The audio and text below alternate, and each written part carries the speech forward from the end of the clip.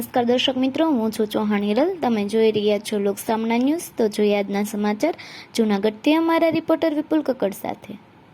તારીખ 12/10/2025 આજરોજ બગડુ આરોગ્ય કેન્દ્ર ખાતે પોલિયો રસીકરણ કરવામાં આવ્યું.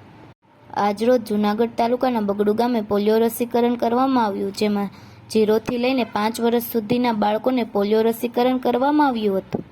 અને આ પોલિયો રસીકરણ કેમ્પમાં બગડુ ગામના સરપંચ શારદાબેન રસિકભાઈ વેકરિયા તેમજ બગડુ આરોગ્ય કેન્દ્રના ડોક્ટર દ્વારા દીપ પ્રાગટ્ય કરવામાં આવ્યું હતું.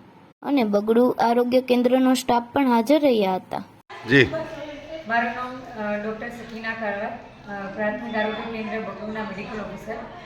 આજનો જે કાર્યક્રમ છે એ પોલિયો નાબૂદી અભિયાન છે, જેમાં 0 થી 5 વર્ષના તમામ બાળકોને આપણે 2 પોલિયોના ટીપાથી રક્ષણ કરીએ છીએ.